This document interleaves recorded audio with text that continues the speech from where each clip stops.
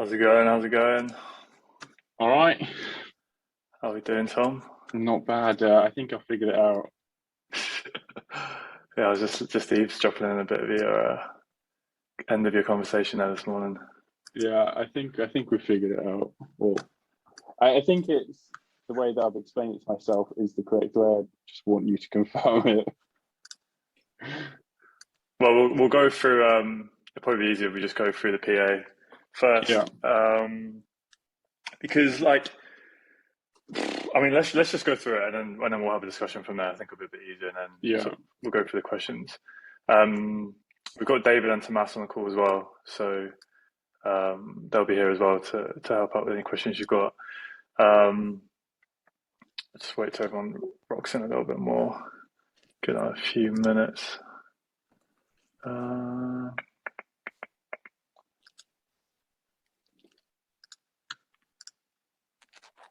People seem to get really confused with the time zones for some reason.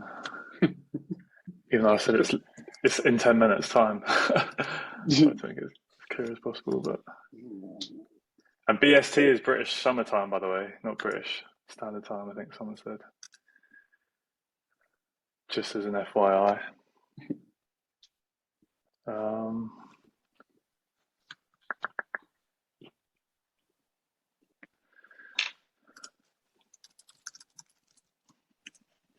cool.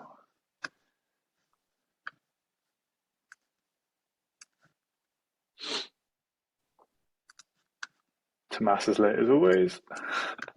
must be a Portuguese thing. Yeah. Doesn't even have the dinner as an excuse this time. Yeah.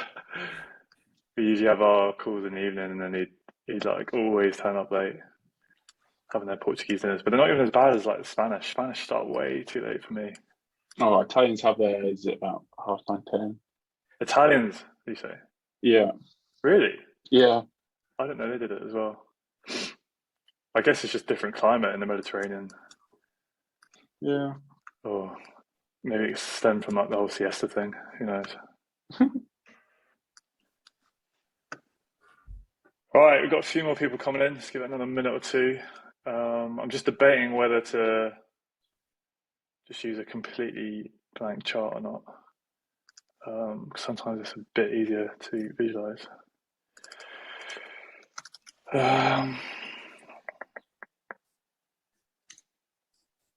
Let's do this.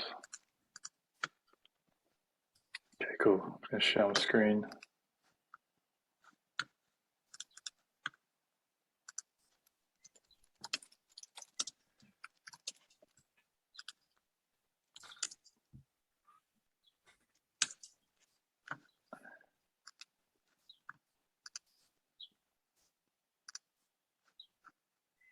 Cool. Hopefully you guys can see that. Yeah. Um,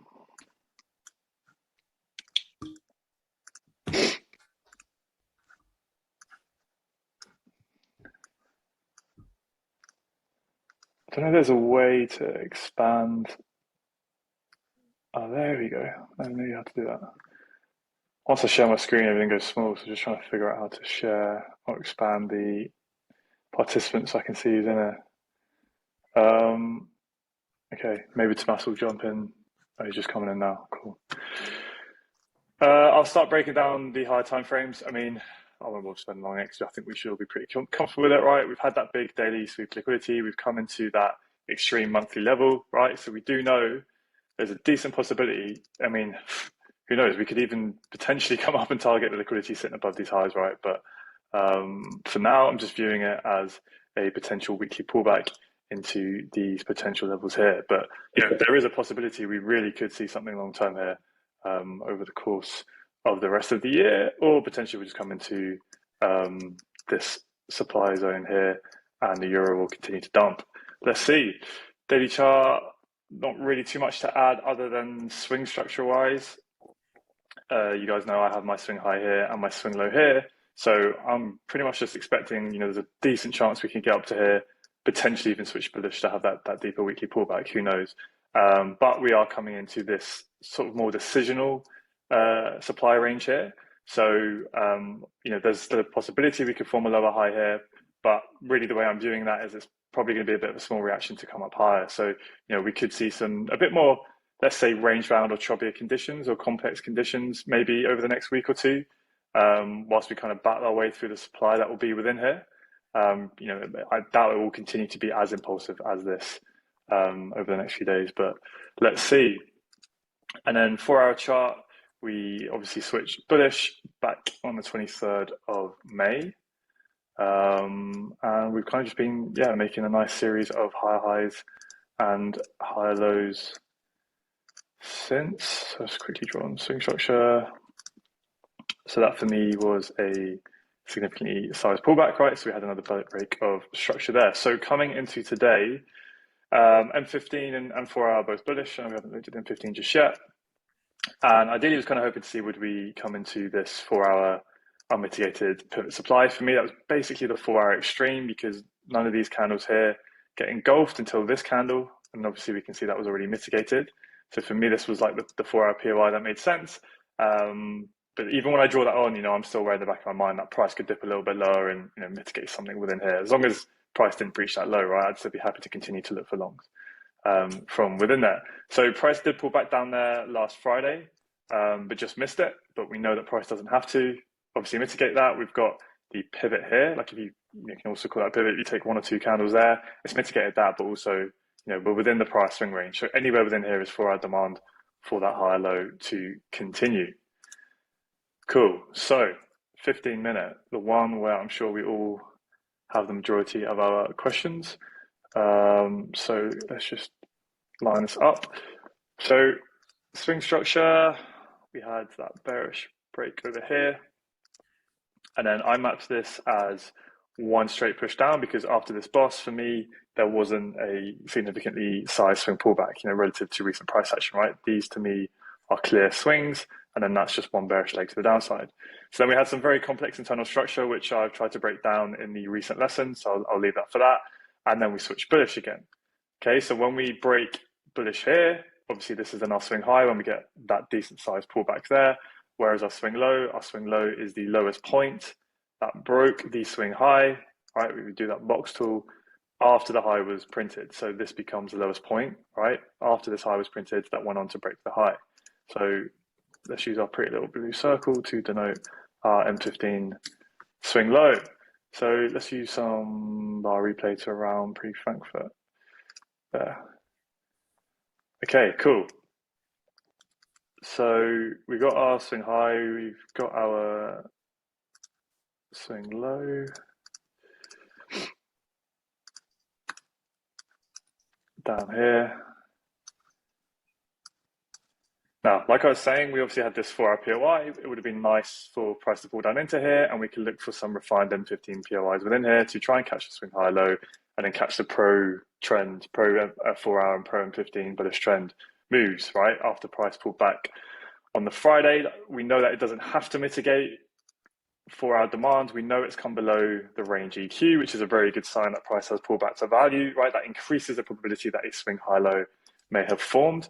What else did this low do? It swept the liquidity below that structural low there. Okay, so that's another decent sign that we typically look for, like a sweep of liquidity when a strong low forms.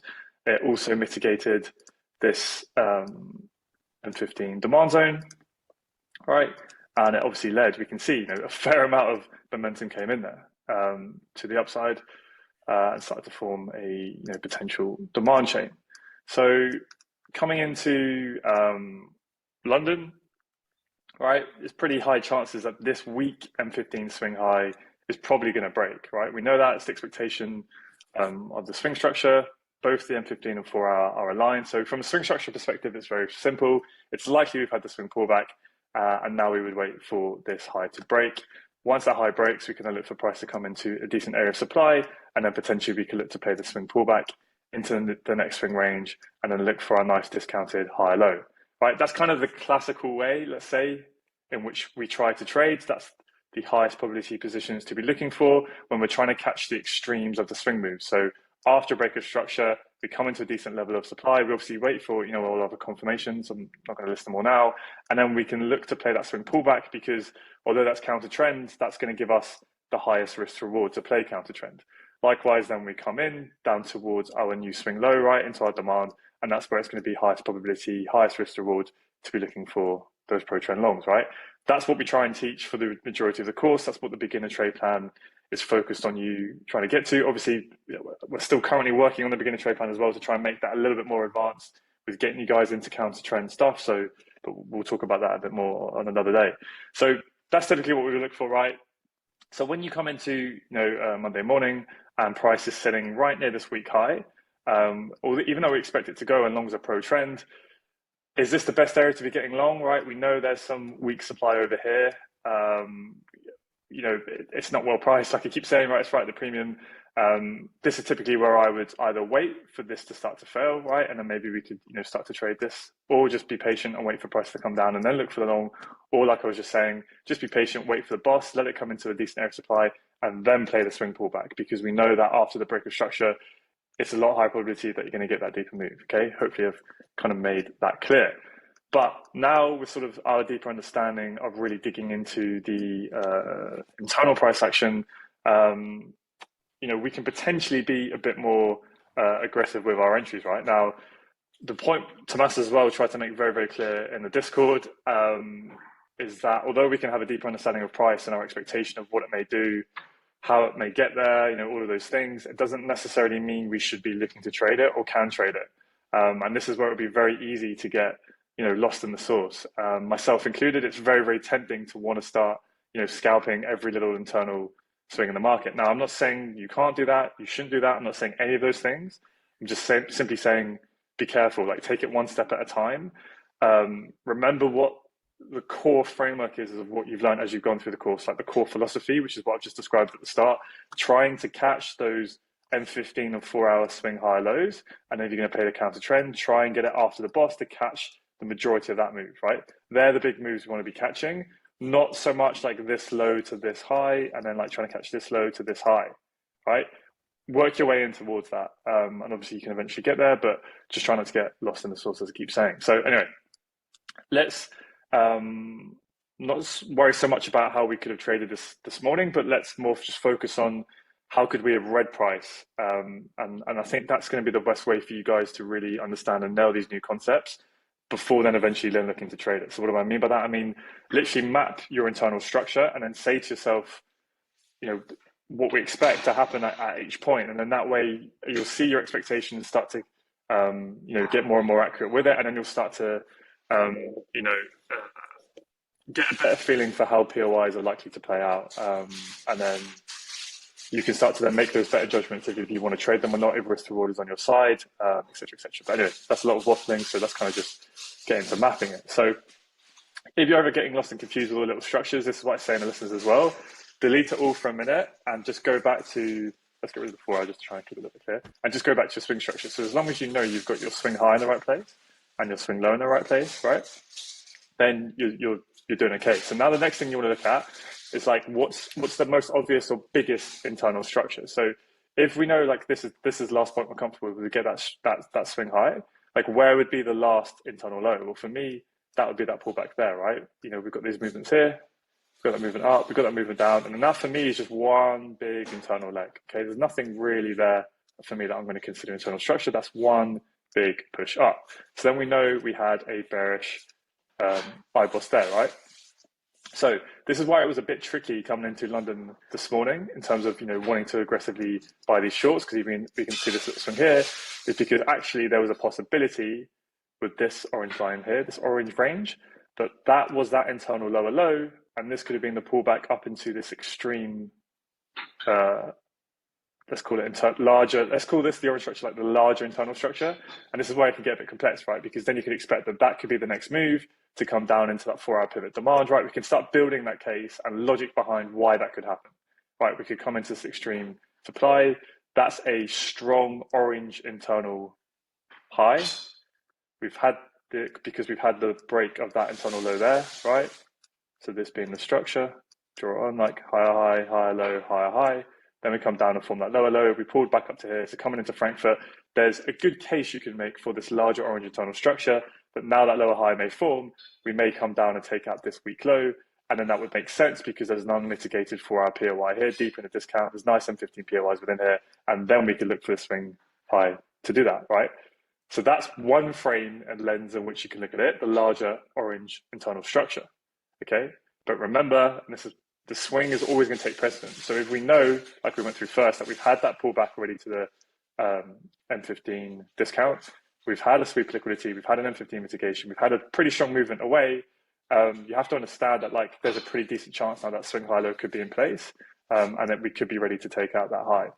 So we've just looked at two types of structure now. We've looked at the main swing structure, which we know is the most important, which literally means let me well label it and really help, right? So weak swing high. I'm only going to talk about pretty much the M15 price action now, okay? So that's a weak swing high, but what is it also at the same time? It's also a strong internal high, right? Maybe let's make it orange. It's going to take a little bit longer to do this markup, but it might help us to really visualize things. So let's make that orange. And then that would be that low there. So hopefully you guys are kind of following this so far, right? So we have the blue big swing structure, and we know that, let's call this IBOS. Let's make it nice and orange and try and keep this consistent. I need to save down some of these templates, so I'll be a bit quicker in the future. Okay, cool. So hope you guys are following that, right? We think the swing high low could be in place. We want to target the weak M15 swing high. That's always the first thing and the thing you want to have at the top of your mind always, right? That's like the most high probability or high priority thing you're going to be thinking about. Then we have the larger internal structure, right? Which is this orange leg that we're looking at, which is essentially from this low to this high, down to this low, and then we're here. So we've come into the extremity of this strong internal high, even though we know it could be the weak swing structure. So there's a good potential that this here, make this nice and orange, could be that next move, okay? Hopefully we can all kind of follow that. So what we said as a framework in the lesson is that although this is a strong internal high, and although that lower high could form, and although we could come down, the best way we can get confirmation that this next potential orange leg is going to happen, right, is when we get either a change of character, but a more accurate form in this instance would be if this internal of the internal low was to break. So let's use we'll use a solid line for now. So the reason why that is because you can see that larger orange structure, right? But what do we also have within that? All right, we have these swings as well. So let me just change this to green. We use the arrow because it'll be a bit cleaner. All right.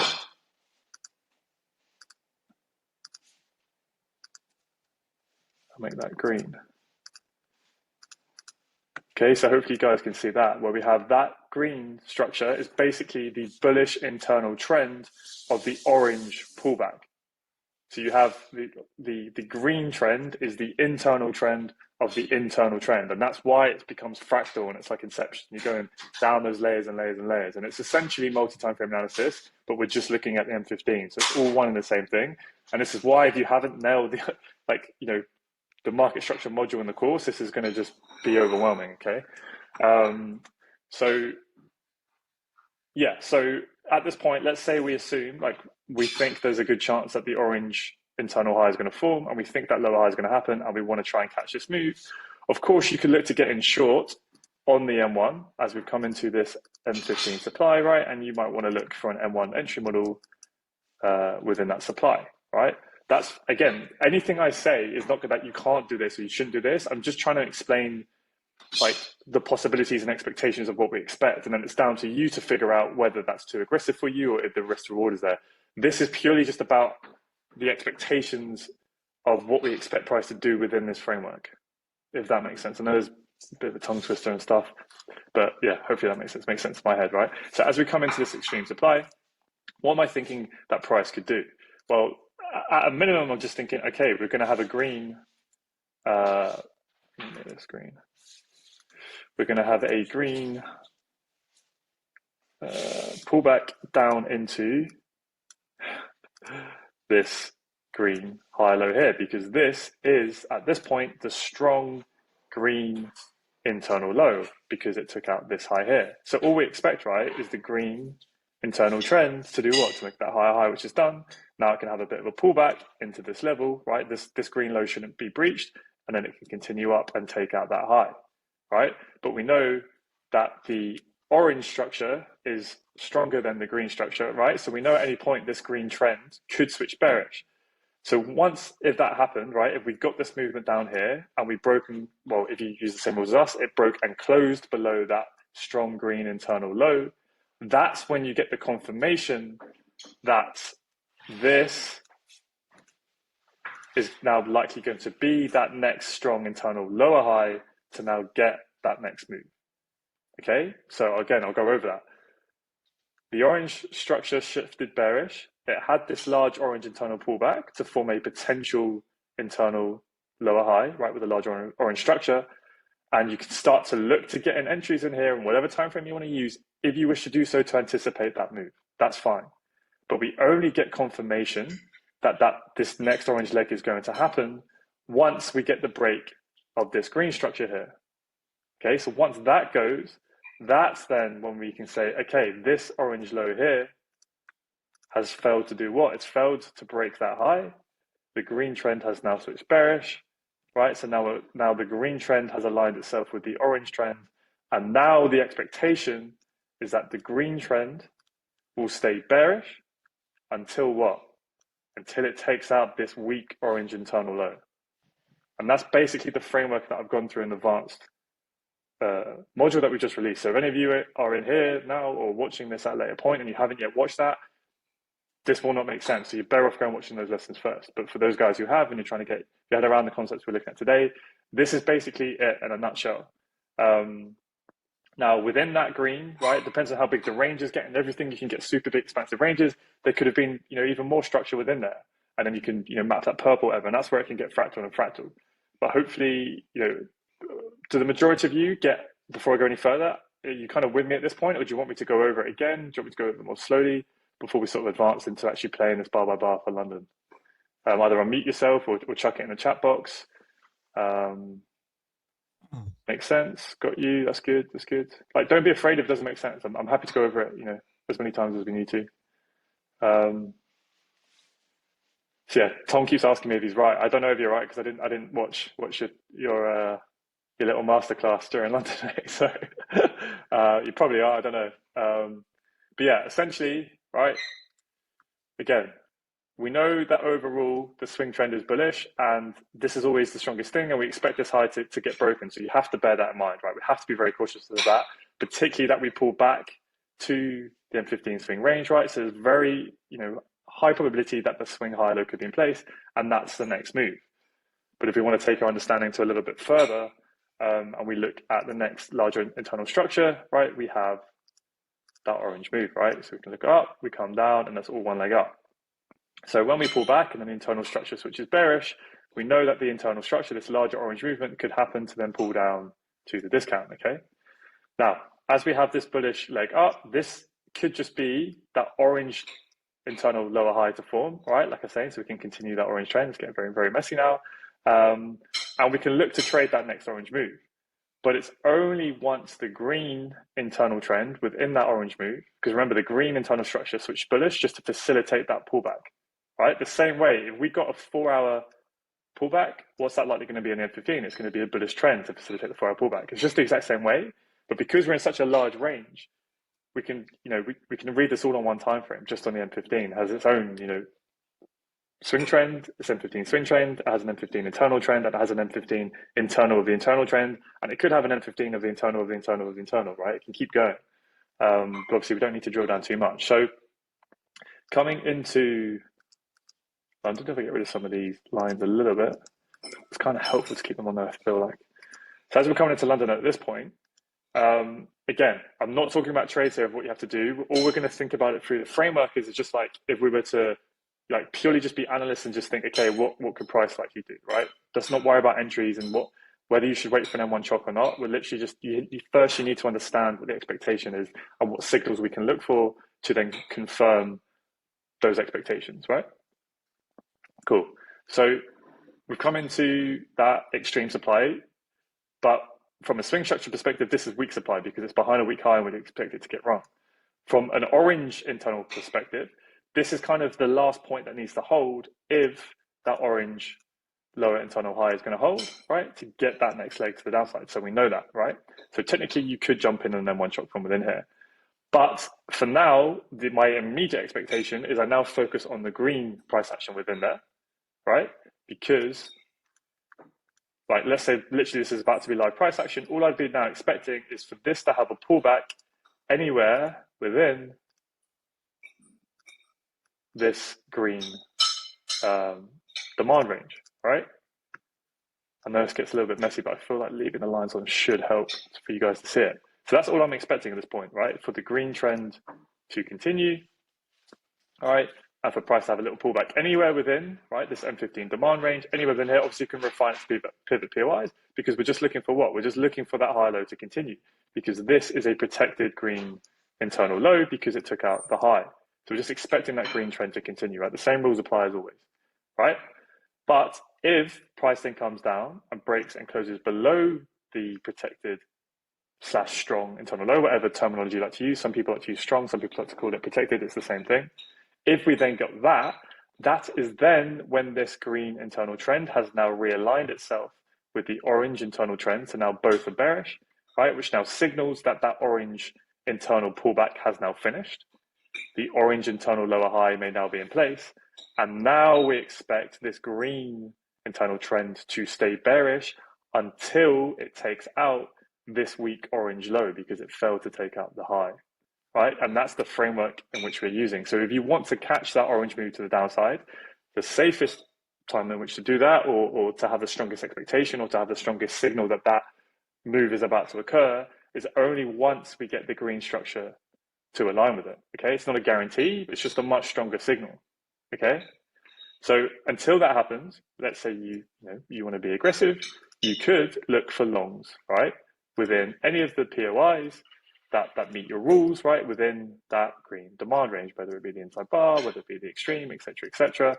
And that's where you can trade against the orange internal trend, and be happy to if you wish to do so because it's pro M15. We think the M15 swing high low may be in place.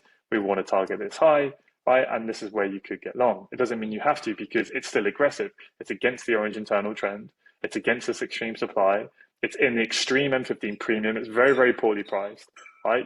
And this is what Tomas was trying to really drive home in the Discord this morning, is that we can maybe have a much better understanding of price, but does that mean in which we need to get in that move and trade it? You can't forget our overall philosophy, all the confidences that we use, and etc. So you need to get to that point in which you're happy to either accept that risk or sit in your hands, okay? And it will also depend on loads of things. Is there enough risk to reward for you? Tons of things like that. But again, try not to get too much caught up in entries, but more just about using this structural framework to expect what we expect and not even get too much into supply and demand and order flow, right?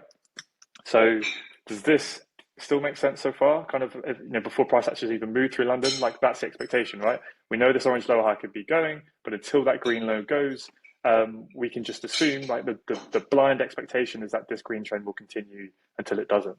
But if it does go, then we expect the bearish green trend to continue until that low goes, right? So on and so forth. And then obviously, if that orange low broke here, right, we then potentially come into, let's say, this M15 demand down here, right? And then with the green trend, like this could be like, so let's say you've got the green trend, right? And now what do we expect after an orange IBOS? We would expect an orange pullback, right? Up here. Bear with me whilst I draw this. Get these colors right. So that's what we'd expect, right? At a minimum. So we can either wait for like a little M15 chock within here, right? And that's fine. Or you could wait for a bullish green IBOS and that slightly smaller structure to then play that movement up here. With the expectation that potentially the swing structure higher low may now be in place, we could take out that high. But we also know it could just be to have that orange pullback, right, up to this orange internal high to then continue that movement down, right? But we'd only get confirmation of that when what? When the green structure would then switch bearish, and then we could look and expect the bearish green trend to hold and we continue lower. right? So there's kind of three structures here. There's the blue swing structure, which I haven't redrawn on. Then there's a larger orange movements, and then you'd have the green movements within it. And you can see how they can all confirm each other, and it builds from the ground up. What first must happen on the green will then happen on the orange, and then what happens on the orange will dictate what happens on the blue, which is the swing structure. So it's exactly the same way in which we looked in, in the first module with multi-time frame analysis and all that stuff, but we're just applying those exact same concepts to internal structure within the swing highs and swing lows, because especially when you get these big swing ranges, right, i.e. this being the M15 current swing high and swing low, it allows us to be a lot more accurate within there, because obviously there's a lot going on between here and there. Now, for some people, they'll map their swing structure a lot tighter, right? So like they may have like had that as a bullish boss, right? And then that would have been a bullish boss, and then so on and so forth. And that's absolutely fine. You're as long as you're consistent, your swing ranges just might change a bit quicker for you, and then it goes bullish again, right? And that allows you to be a bit more nimble and trade all of that price action. Whereas if you map it, say maybe, let's say more conservatively, or the same way I have mapped the swing structure, it's fine. You can still have the same outlook, but you're just using the internal structure to allow you to then trade those bits, or at least understand what's going on with price action. It's all one and the same, really. And that's why I try to explain to people like the PIP rule for measuring swing structure. It's not some magic rule that I just like found out the secret to the market. It's just a way to help you be consistent and on trading within a framework. So whether someone uses 20 pips or someone uses 60 pips, you can still almost trade the market in the same way once you have this understanding. And once you really start to nail this internal structure, it will really kind of not make it irrelevant, but it will make it way less important, and almost whether you type your swing range is tight or conservative, right? Because I don't know, I think I made my point clear with that. But again, don't worry if any of this is overwhelming. Like I will be most likely adding this particular recording as well to that section in the course, and we'll be going over this tons and tons of times. And hopefully my explanations and understanding of this will only get better with time. It's still relatively, I'm still adjusting to this. I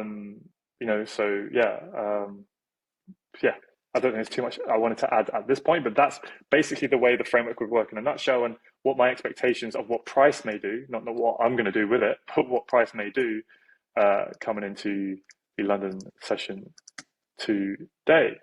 Okay. Cool. I'm not seeing any questions coming just yet, so let's go forward kind of through to the price action. So like I was saying, right, simple little forecast for like the immediate next hour would be that price is going to pull down into this green protected strong internal low, right? So many words now, it's a bit of a mouthful, and then we would expect that movement there to then take out the high. But we know if it goes, then we can get that next orange leg to target the weak orange low, right? And that's literally it. Like, it doesn't need to be too much more complicated than that. Obviously, then how you bring it into trading decisions is where it can get a bit tricky. Okay, so now at this point here, we obviously take out the supply zone and we continue up.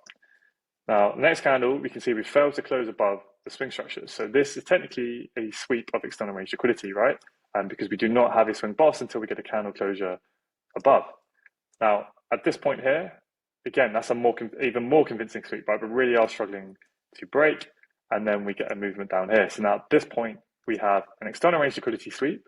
We have an M15 change of character, right? Because that was a fractal low, because we had a movement up. The next candle failed to break the prior candle's high, so then we have a pullback. Then we have a movement up, and then we have a movement down, right? So you guys should hopefully be, or the majority of you, be quite comfortable with chalk now. Before, we used to refer to that as internal structure, right, in the old lessons, and I appreciate this is where it might get a little bit confusing with the community together as a whole, because now we're just going to refer to that as fractal structure, okay? It's nothing about the rules change, it's purely the name, right? Now, instead of calling that an internal low, we're going to basically call that like the fractal low, right? So now we have a bearish chalk. And before, what we used to say, which is almost too simplified, is we would say after a M15 chalk, we would expect an M15 swing pullback. Now we can be a bit more accurate, and we can say once we get an M15 chalk, all we expect is an internal pullback. So in this instance, we've got essentially this, let's say, green structure, all right? That chalk there, to me, I just see that as a signal that we're just getting that pullback into this protected low, right? That's all that chalk means to me at that point. So then if we come into here and then we got a bullish chock, right? Then I would say, okay, now this green low is holding, the green pullback is now likely finished, and now we can target the weak green high, right? You see how it's the exact same concept as we've always used. It's just what piece of structure are you applying those expectations to, and what do they mean, right? So that bearish shock doesn't mean we're going to get that orange move or the blue swing pullback. All that bearish shock means to me at this stage is we're just going to get a pullback to that protected low. It's only if we've got an IBOS, a break and close below that internal low, that then I expect the orange pullback. So that chock's the first signal that that could happen, and that the blue swing pullback could happen, but it only confirms this movement. Does that make sense? Hopefully. So it's about chock means the fractal chock, right? The fractal break, that gives you your internal pullback, the green internal pullback. The green IBOS then signals the orange movement. The orange pullback is over, and the next orange leg is about to go. And yeah, you just build up from there, basically. So that's how you can then look, if you wanted to, right? You could look for, after the chock, let me get rid of some of these lines. After that chock there, right, you could, essentially look for your little pullback into here to then target into here, right? That would be like a super quick scalp, let's say. Again, we don't want to talk about you have to trade it. It's just that's expectations of how you want to be thinking about it. And then you can look for longs in here to then get that movement. Or you could get in short here, remove your risk as price starts to come in deeper into this demand range, right? And then hold on to some of it in case we do get that boss. And then we'd expect the green bearish trend to continue until that low goes, right? But it's all going to depend on your overall confidence, your understanding of all the time frames, right? What level we've come into, all these things, right? If you want to be that advanced.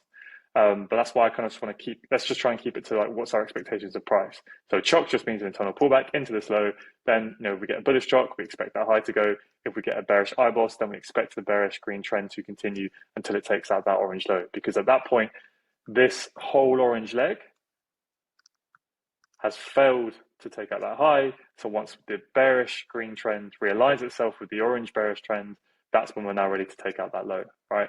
Okay. Hopefully the penny's starting to drop a little bit on that. So let's play price forward a little bit now. The other thing I'll say to this as well about, if you do kind of want to get in short and try and trade that move, this is what we'll get into a lot more in order flow, but you guys should already know this, is this whole area, right, from the high to the low is what? It's a demand range. It's an M15 demand range. Obviously, it's quite large, and that's why we try and refine it to single candle pivots, which is absolutely fine. That's what we want to do for entries. But we always should know and have that understanding that as soon as price is within here, right, at any point, that demand is like, all of this is demand. Everything in between these two green lines is M15 demand. So as price is coming into it, if you're shorting, you're fighting against demand being filled. But obviously, these two refined areas are like where the strongest areas are going to be. And that's why we're trying to get in long too. So you have to be aware of that when you're trying to short into it. Anyway, so price comes down into here, and then it gives a bullish move away. Now, one question I'll probably get actually is, was that not an IBOS? Did that not take the high, and then therefore that takes the low, right? That's where I would say this is a smaller structure. So this is where you could say, okay, that's purple, right? This is where it gets really, really confusing. And this is why I would say try and focus on the largest swings as possible. Because the way I would view that, right, is that's like the green movement up. And then that would be that movement. Make it green. And then if anyone was looking at that break there, I would say that's like a little one here of that. And that would just be to have this pullback into here. And then I'd expect that to break. And then we'd go. All right. And that's the type of structure where now, especially when you think in terms of like it's way too small. There's no risk to reward in there. Like that's when you're diving in way too deep. You're almost looking at like M1 structure on the M15. And that's where I would just like not really pay attention to that so much. Like this is probably about as small as you can go because you're looking at 2-pip stops. You have to figure out like kind of what risk to reward you're going to be getting and things like that, right? So if you're ever kind of confused as whether it's not, that's a pullback or not, just jump up a time frame, like, and just look. Okay, M30 like cleans it up for me here. Like that's clearly the pullback, right? And then that's the next leg up. Or even look at the 1 hour, whatever can help in those situations, right? Just to kind of help you with those internal swings, clean it up a little bit, just to see the bigger ones.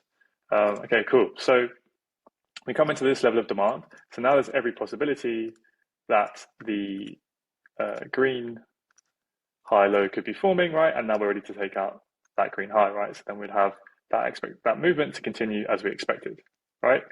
And then what happens? It doesn't quite happen. We didn't quite hit that mitigated supply level, but we know we don't have to, and then we push further down.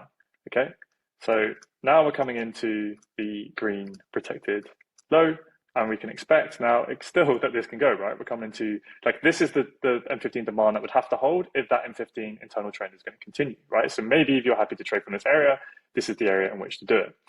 But this is where it gets a bit complex and tricky, because what do we have? Well, you see how price came into this demand level here.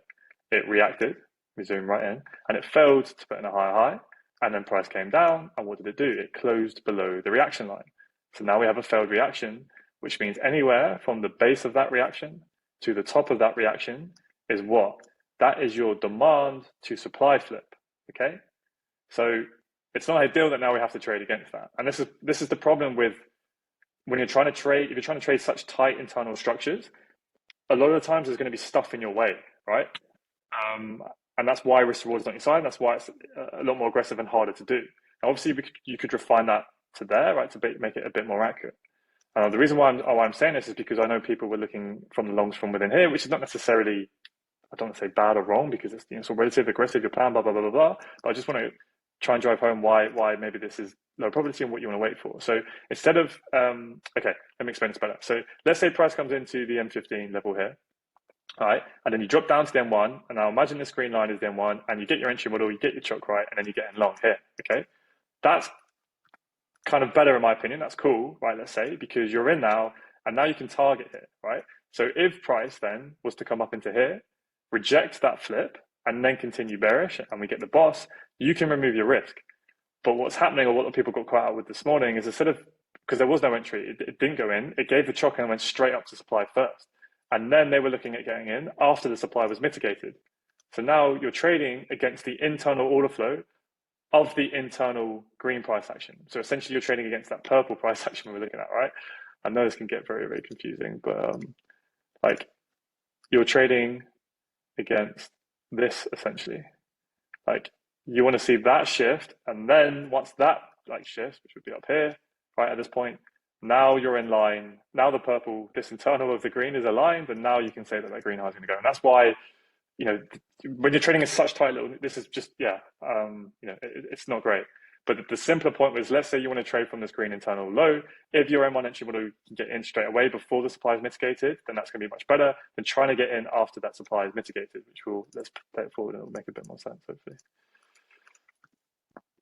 So next candle, right? That's when I think it gave an M1 shock and it pulled up into this supply level. So you've got kind of, you know, a few options if you want to get long.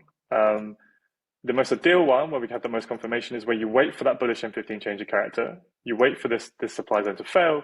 But again, because with such a tight range, is risk reward going to be on your side once we break here? Because really all you're targeting is that high. Not forgetting where we already are in the swing structure.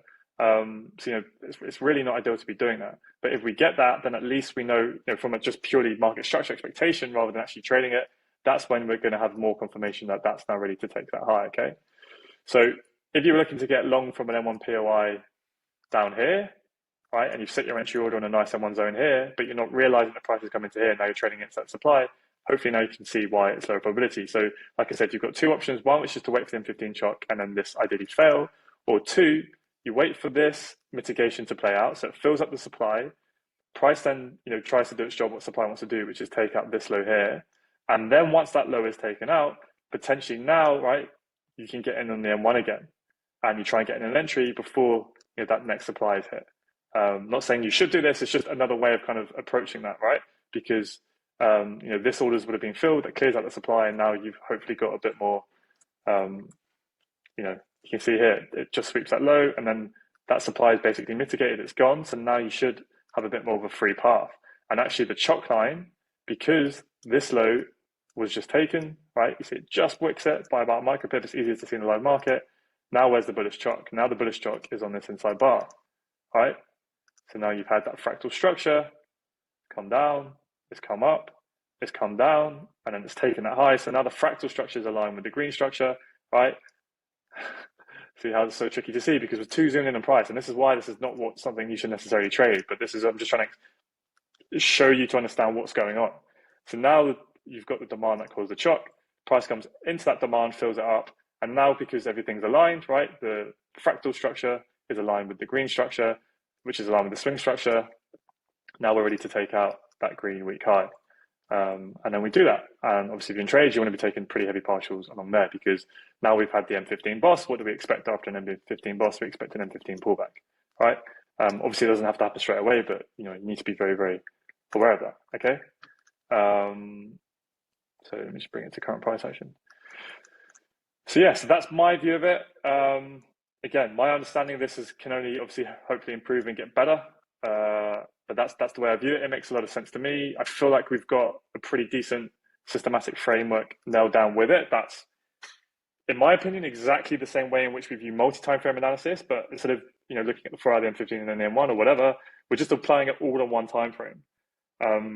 And essentially, it's still kind of a multi-time frame analysis, because this green structure is basically going to be like your M5 swings most likely, right? And that orange structure is going to kind of be like, I don't know, maybe your M10 or whatever. We don't need to over confuse it here, but you're viewing it on one time frame. It's just information, right? Like we say, time does no price, price does no time. It's literally just orders going through the market, and we're just trying to build a framework to make sense of it all. I say in the new lessons, like, imagine you were on the M12 time frame and TradingView just broke, and you were stuck with that time frame for the rest of your life. You couldn't change it. You couldn't look at any other time frames. You can trade just as profitably. You just got to zoom out, realize where the largest swings are, probably kind of what time frame they are, and just make sense of the internal structure, and maybe come up with color codes rather than numbers of time frames, right? And then as long as you understand the relationship of what has to happen for each step to happen, then that makes sense. So what do I mean by that? Well, it's like, that if you get the orange IBOS there, then it's likely that can then facilitate the largest swing pullback, right? And then if we've got the bullish orange IBOS there, then that gives you the strongest confirmation that the M15 high low is now in place, and then we expect the orange internal structure to stay bullish until the swing high goes. But in order for all the orange price action to do that, what had to happen? Not what had to happen, but what happened in this instance is that the green structure, right, we had this bullish trend. So if that orange lower high was going to happen and we were going to get the next low, what then would have to happen in this case? We'd have to get the bearish green IBOS, and then we would expect the green structure to stay bearish until it took out at least this orange low, right? And then for this to pull back, it's very likely the green is going to then switch bullish, and then it would switch bearish, take out this low, so on and so forth, right? It's just, the fractal nature of the market. So obviously we can understand that, and that can maybe be simple on its own, but applying it to price action into the live market, looking at all these tiny ranges, and then especially when they start to conflict and they're not all aligned, like, if you're looking for longs, it was against the strong internal high, but it was targeting what we should be targeting, which is a weak swing high. It was also in line with the green trend. So like the green and the swing were aligned, but it was against the orange, right? And the orange sits in between the green, right? Blue would be the strongest, the swing, then the orange, then the green. And that's where it gets tricky. And that's where you have to decide as a trader, are you happy to get in long here against what could be a strong orange high?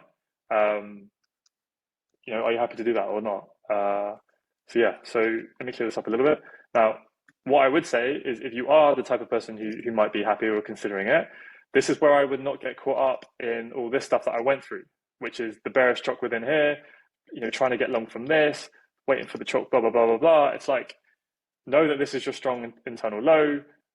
Understand it's against the orange, but it's pretty likely you're pretty confident the swing high low may be in place. We can see like the momentum's pretty bullish, right? We're looking at the recent order flow. We've then come into this green extreme M15 demand.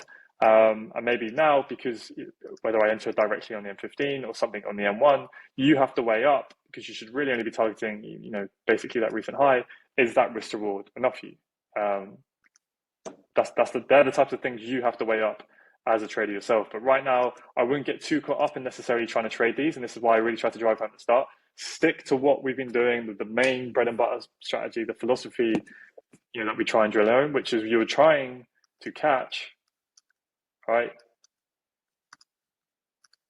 these movements here, right, the swing pullbacks, the higher lows. Like, they're the types of movements we want to be catching, or at least initially focusing on, or getting in near them, and like the initial movements away from them. Not so much like trying to bite right into like weak swing highs. But obviously, not saying you shouldn't or can't do that. I'm just saying that's where you should be starting from, and then work your way towards this, or use these frameworks to have a deep understanding of price to help you with that. So yeah, just keep a quick eye on the chat here. Makes sense. It's like the M15 boss confirming a 4-hour pullback. Exactly. Yeah. Julio makes sense. Keen to watch these new lessons. I hear good things. Yeah. Hopefully they're all right. Hopefully they make sense. You guys can get through them. But this will help with strong areas of POI in M15 if you understand how to use it correctly. Yeah. At this very moment, what do you think about looking for shorts, since internal shorts is still aligned despite M15 change of character? Okay, maybe that was a question at the point in the bar replay which I missed. 9:30 a.m. candle. Let's assume it was this candle here. So yeah. At this moment, so let's bring it back on bar replay. Okay, it's a good question. So at this moment, where are we? We have this demand flipped to supply. Oops. Okay, so talk through the logic, right? If you're ever confused, literally say to yourself what's going on. As if you're trying to explain what's going on to like a 5-year-old or your gran or whatever, right? At this point, price came into demand. It failed to put in a higher high. It broke and closed below. So we know that we have supply here. The fractal structure, right, is still bearish. We haven't had the bullish shock at that point. Actually, we have. Okay, so then we came down and then we took that high, right? Even if we hadn't, like imagine there wasn't a bullish shock, right? And imagine the fractal structure was still bearish and we'd pull back into the supply.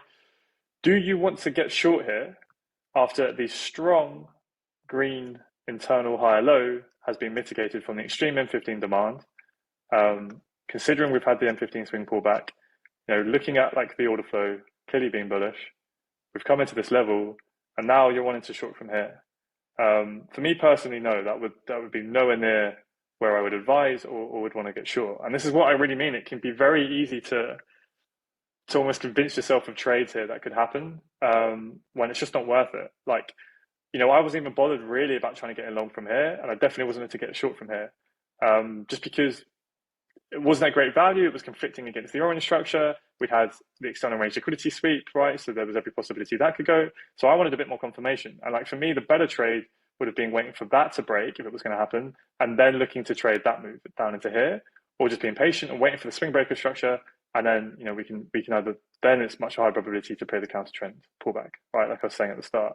So even if we had an M1 chock within here, of course it could play out. Like this is just a framework again. It's not, this isn't the secret to the market. It's close to it in my opinion. Like I love it. It's helped me loads. But yeah, just think about that's why I keep saying always zoom out and literally keep doing it throughout the session. I do it to myself. I keep reminding myself, right, where are we within swing structure? Okay, that's the bigger movement, right? So I know it's very, very likely that we've had this movement here and we're almost about to break through. Okay, now where's the next bigger movement? We've got the orange structure, right? And I know that likely could be bearish, okay? So, that's not ideal for shorts, but I don't really want to start trading that movement until this low goes. Okay, now let's drill in a bit. I've started to consider trades and go, what's the current kind of significant internal structure that I'm dealing with to give me my most immediate bias? Well, for me, no matter whether you want to look at it like this way or you want to look at it like this way, right? In this instance, it doesn't massively matter. And this is where everyone should almost have this in the same place. That was clearly the last, clear internal break.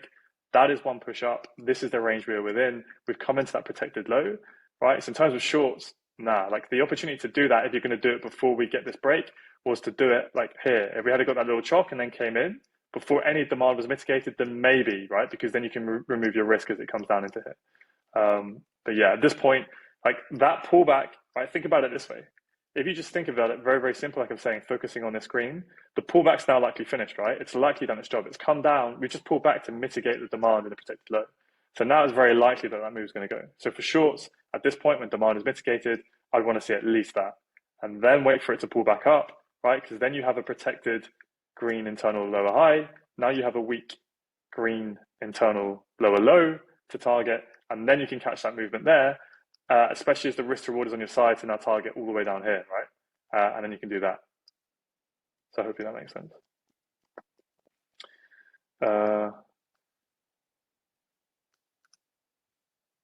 Cool. Do I have a personal email for PayPal? Um, send me. I think if you sent me a DM, if you send me a DM, we can deal with our billing issues and stuff at another point. But yeah, we won't do that right now. Cool. So do we have any specific questions about this PA, or about the framework, or about the new concepts in general? Otherwise, we'll probably start to wrap it up because I think we've been going for about an hour. I'll probably upload this to. Ooh. Okay, cheers. Thanks for unmuting yourself for that. But yeah, well, I'll probably upload this to below the lessons that we've done so far in the advanced module, as I think hopefully this will be beneficial. But yeah, like what I would do if you are at the point of trying to implement this and you're comfortable with the other concepts, obviously watch those lessons again and again and again. A task I didn't put in there, but I'd definitely recommend, especially whilst the price action is still here on TradingView, is go through the M15 price action that I went through in the walkthrough. Like do like 1 day's worth of M15 price action, like play it through yourself or do it without bar replay, and then go watch the 10-15 minutes that I spend talking through that. All right, and compare it, and then go do that same bit through bar replay and say to yourself, like, mark it on, use different color codes if you need to, and go, right, like just like this bit here. We've had this green IBOS. What do we now expect? We expect a green pullback to the protected low, a chock, right? That fractal break will just signal that that's going to happen. It's only, and we expect that harder to form. It's only once we get that green IBOS that now this green bullish trend has failed, and now we expect this low to be weak, and now we expect the green bearish trend to continue, that these lower highs should all be protected until we take out this low. And if you just keep saying that and keep doing it, and then you keep seeing how all the interactions play out, then when you get into more complex scenarios where you can have internal with internal with internal, or POIs, or you're not quite sure to trade, that's when eventually you'll get to it. And then forward test it, right, like we have done today, like with your live price action. Don't be thinking you now need to start to trade this to learn it and understand it and implement it. Like instead, just sit back, relax, and just mark it out. Like just the same way I just said, right? And just watch it play out, and your confidence will build a lot quicker. Whereas if you start trying to jump in on trades and everything, like even though the trade might make logical sense, like you haven't quite figured out, does it meet your risk tolerance? How far are you going to target? What confirmations do you want in this scenario? Like, are you happy to take an M1 risk entry within here? Are you happy to take an M1 confirmation entry, or would you want to first see the M15 chock and supply fail and all these things, right? And that's like when it starts to get really advanced, because you need to be able to get to that point if you're going to be aggressive in these areas. And this is why it's so easy, especially if you start to feel confident with reading price action. It's very easy to get confused with I should trade it, because we all have to fight that. At least I have to fight that urge to want to trade every move, especially if you feel like you can call it, because you want to get a return on the time invested of sitting in the charts, getting up early, being disciplined, right? You want to be a trader. We all have that urge, but first it's like earn the right to get to that point, and you might find like maybe you have to be a bit aggressive and get your fingers burnt first, to then kind of do that full circle and come back and go, right, I want to focus, like we keep saying, on those bigger swings, catching those swing higher lows, getting that high risk reward stuff where we know the market's going to give us those stronger moves. Only once we've got the boss and we've come into a good level and we've got our confirmation, then we're going to look for those counter trend movements rather than kind of trying to force it up here. That would be my kind of final advice. We'll leave it with, okay, we've got a few more questions coming in.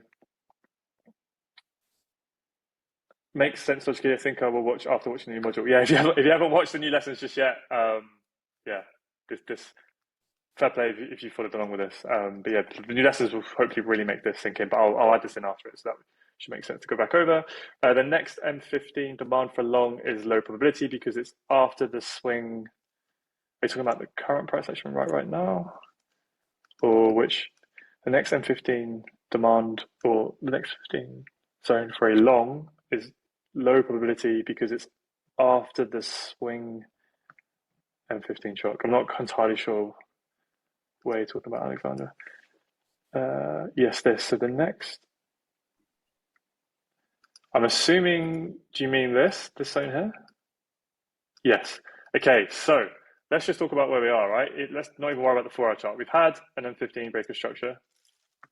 All right, let's get rid of this for a minute. All right, so whenever you get lost confused, make sure you've got your swing structure in the right place. So let's get rid of all this. All right. Okay. M15 boss, I think we can all agree, right? M15 breaker structure. So where's our swing low? Our swing low is the lowest point that took out this high after it was printed from where it broke. So we can drag our tool down, right? If that helps. I know some people sometimes still struggle a little bit with this. So that's your M15 swing low. Cool. So let's get rid of that. And let's drag our line down. So we know what swing range we're working with, and then the M15. That's all we're going to concentrate on for now. Okay. What do we expect after an M15 breaker swing structure, right? We expect an M15 swing pullback, right? How far that will pull back, we don't know. We can use extreme demands, we can use premium discount, blah, blah, blah, blah. But that's expectation from a market structure standpoint. Before, what we used to say is M15 chock, right, which would be this level here. That's the nearest fractal low. That would be the first sign that we're getting a swing pullback, right? And that's still true. But the better understanding is that once we get an IBOS, that gives us a much stronger signal, okay? So for me, the IBOS that I would want to see would be this level down here, okay? Because I view that one as one movement up, that as one movement down, right? And then that as one movement up. So that would be where I would be seeing, once we got a candle closure below there, then that would be a lot stronger. We would expect that green trend to then continue, right, until it doesn't. And then once that broke and we got a bullish IBOS, then that would be a much stronger signal. Let me redraw that. So let's say we get the bearish IBOS. We expect the bearish trend to then continue, right, as we come into our demand levels. Now, let's say we get a little M15 shock down here from demand. Yes, great signal to get along, right? That's absolutely fine. But just be aware it could just be a bullish shock, just to come and mitigate that strong internal lower high to continue down. It's only once you get the IBOS, right, the actual break of the internal trend, but now we have a much stronger signal, the M15 high lows in place, and then we can continue up, okay? Just wanted to go over that sort of framework. That's how we're using it. Now, in this instance, it's not always going to be the case, but in this instance, that's, somewhat of a decent low. This is the main structure I'm focusing on personally from an internal structure perspective, but you can still see some sort of structure there. So that is, somewhat of an IBOS, but I would just be expecting that break just to do that, just to come into this internal low, right? And then you could expect that. That's why I'm saying it's only once this low goes and I have a much stronger conviction that we're going to get that deeper pullback. So in terms of buying from here, could you buy from this demand? Yes. Could it play out? Yes. Is it high probability? No. Because after that swing boss, we expect a swing pullback. So this is going to be down to you, your risk tolerance, what you find through your testing. But not just that, it's also the whole bigger picture. Where are we within the 4 hour daily? Are we coming into 4 hour daily supply? How overextended are we, on those timeframes? Like we're starting to come into, this daily supply range now, right? We've just tapped into it. Like all these things need to come into your thinking and analysis when you want to take it that much further, right? Rather than just focusing on one time frame. And that's why I would say for the bulk of you, once you get that M15 boss, don't get FOMO, let it play out for a little bit and let the pullback come in. The caveat to that is if it's a 4 hour boss, you don't have to be as strict. You can continue to chase a 4 hour boss, right? Because if you're entering the same way I do, like on primarily lower time frame entries, right? Because it can go on for a long, long time. Like although that doesn't look long after the boss here, we expect a 4 hour pullback. Like that moves over 100 pips before we got a sizable pullback, right? So you can chase it a bit more. Whereas the M15, it's only going to go so many pips, and we trade with a 2 pip stop. Therefore, risk to reward is not as high, right? If that makes sense. So in terms of getting long from here, I wouldn't recommend it. Maybe the better trade if you wanted to be aggressive would be just purely talking about the M15 here on its own. I'm not going to do a full time frame analysis. Would be from here. Why? Because that's at least in line with the green trend that we've been looking at, right? So that would be a much better area to be looking for longs than here. Okay, not to say you shouldn't trade from here, not to say you can't, not to say it won't work out. I'm just saying from my perspective how I like to trade. This has a lot more confluence than here, but I would still be cautious of that. And in terms of looking for shorts, right, maybe at a bare minimum, after an M15 boss, you need to see an M15 chock. We'd get an M15 chock, right? And then you look to get short. But this is where your deeper understanding comes in of what's happened. You're now trying to get short after we've had what? We've had the green pullback into demand. Is it high probability to short from here? It's up to you. I would say probably not, right? And that's why then waiting for the green boss, right? That's when it's much higher probability. So rather than just a chock for the short, you may want to see internal structure change. Now, and again, this is why there's so many layers to this. This is where it's tricky. It's a case-by-case basis because in this instance, where the chock occurs, right, it's right down here near this low, right? Whereas in other scenarios, you could have green structure like this, and then you could get the chalk up here. But now you see how this is completely different, because now you have all of this risk to reward down and towards this low, right, where the next demand range is. You have so much on your side. And that's why, yes, we should, and you definitely should have these rules in your plan. Okay, I'm only going to trade a counter M15, like i.e. when I have an M15 chalk from wherever. But doesn't mean then when that happens, then you have to take the trade from the supplier that caused the chalk. You need to read, is the risk reward there? What's the internal structure doing? Where am I? Does it make sense? Like, what have we mitigated from demand to come back up to my entry where I was looking to get short, right? Because that's what keeps happening. Sometimes people are a little bit too blind, you know, until they get that experience and just go, right, I've had an M15 chalk, I've got an M15 supply. As soon as price comes in, I'm going to look for my M1 entry model. Ah, damn, it's not working. It's like, yeah, okay, that's fine and it's good, but you need to be doing the hard work day in, day out on the weekend, reviewing these trades and understanding, you know, why was this set up on paper? It sounds the same as this other setup. They both had the M15 chalk, they both had the M1 entry model. In fact, the one that lost had an amazing M1 entry model, had super clear liquidation, super big V shape. But the one over here was a crap M1 entry model. It was just a little M1 chop, but that one played out. Well, it could be probability, right? We know that as well, but it's much more likely that it's because of the bigger picture.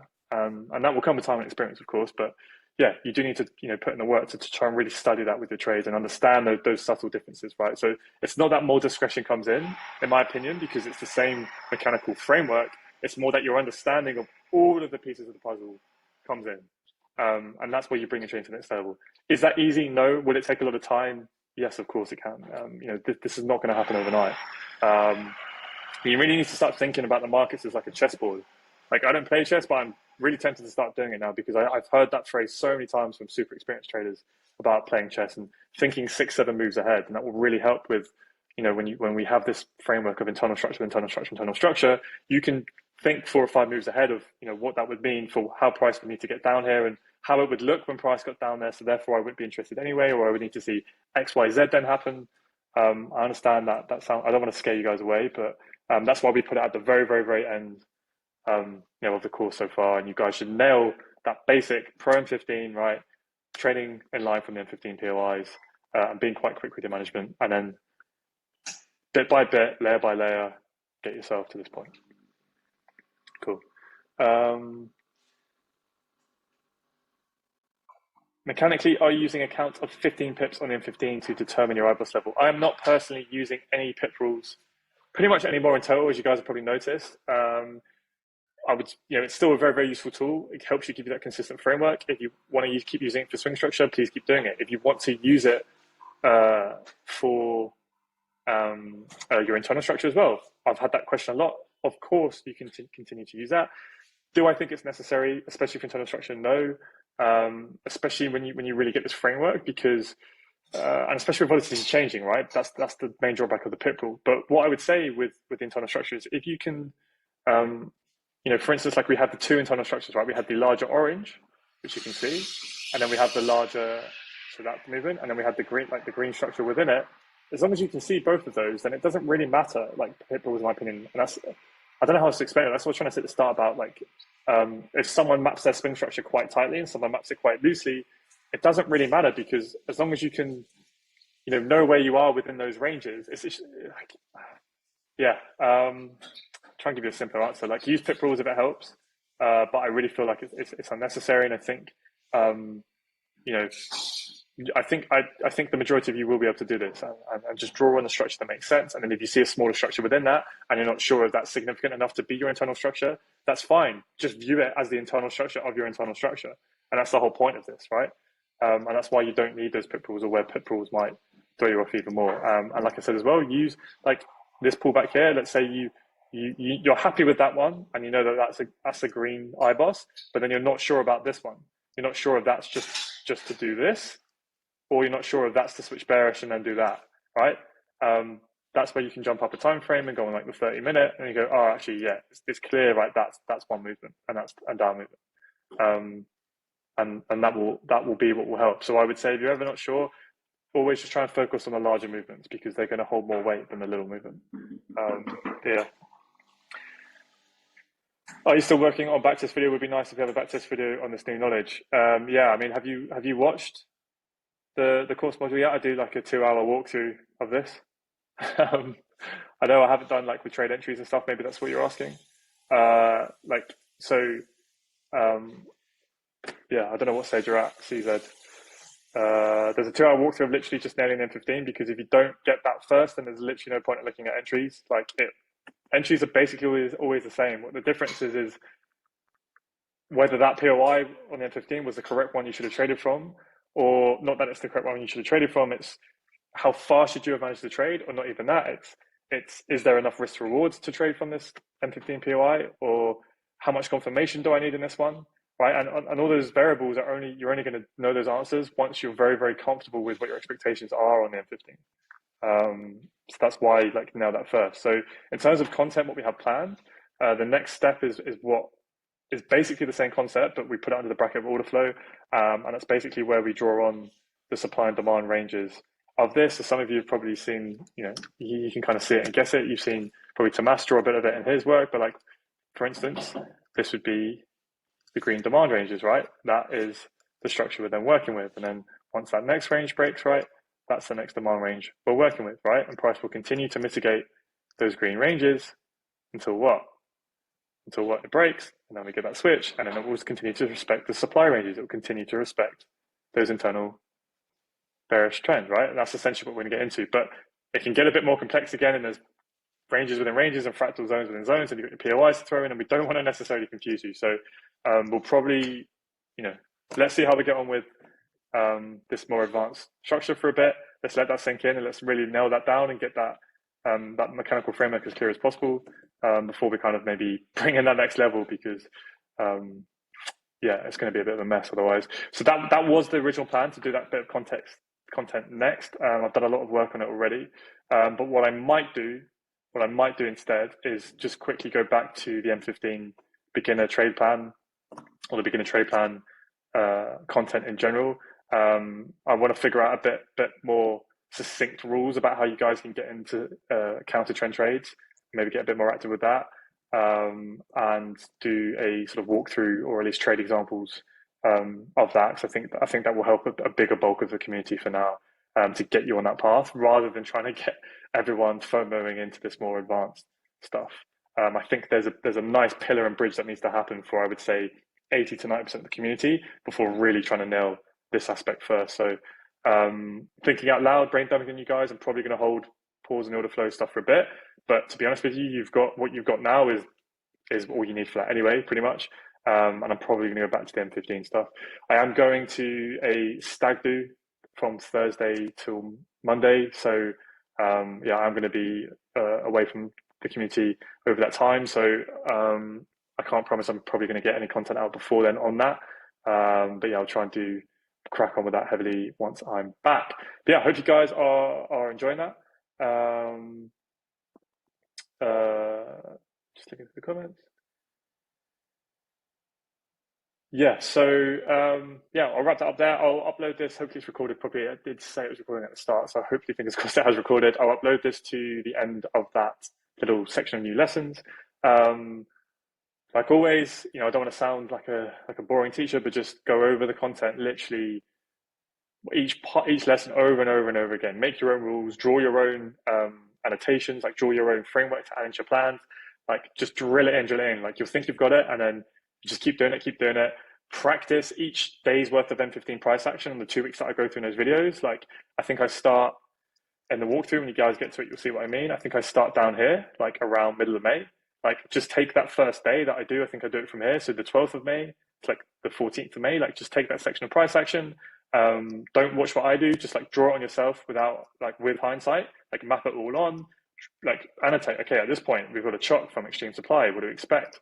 We expect the pullback. It could be to take out the low, but actually until we take out the IBOS, that's only once we get it. Now we expect the bearish trend to continue, and then we take out that low. Only once that goes, then this high is weak, and then we can expect that to continue, blah, blah, blah, blah, blah, right? I'll go into a lot more detail in there, but I would look at this price action first, you do it, then watch what I say, and it will sink in so much more. Trust me, it's so easy to watch content, and you get it, and you do understand it, your brain gets it, like you understand the logic, and then you go into the market, and you're under pressure, candles are moving, your brain just melts. And that goes to me as well. Like I'm still trying to get very, very, very used to it, although I feel like I have a good understanding of it. adjusting the way I've been trading for a number of years now into this, it still takes a bit of adjusting, right? You're not just going to suddenly click your fingers and get it. So practice, practice, practice, practice. I start to think about how you want to incorporate it into what makes sense to you, how you like to trade, how aggressive you like to be, and things like that, and take it piece by piece and slowly, and you'll get there. And if it's too much, that's fine. Go back, start to really nail the M50, the beginner trading plan, and think about how to slowly make that a little bit more advanced. If you find it too conservative, like how you could start to bring in counter trend things, how you could start to maybe, yeah, we'll talk about that anyway. We'll leave it there because going for over an hour and 15 minutes now. But I think that's the end of the questions. I don't know if David or Tomas want to jump in and say anything. I don't know if they have any thoughts or thought I did a shit explanation of that. I got anything wrong, but if not, I no agree. worries. I agree with everything you said. Yeah. Right, so. Awesome. Cheers, Tomas. Yeah, Tomas is he's helped me a lot with this, helped me and David, and yeah, the three of us have kind of been bouncing ideas around with this, and yeah, it's been good. So it's good to get this out to you guys, and hopefully we can all kind of take our trading to that next level with this. But yeah, don't expect this to happen overnight. Like, remember the first time you either started to trade this style, this way, or you joined Photon, right? And, how overwhelming it was at the start. It will come with time. So yeah. Yeah. So okay, cool. We'll leave it there. I'll upload it, and then let's. Oh shit! It's only 1 o'clock. I didn't even realize it was that late. So we've missed New York. So sorry if I distracted anyone who trades New York. Yeah. Let's see how we go. Okay. Cool, guys. Have a good one, and I'll see you next one. Cheers, guys.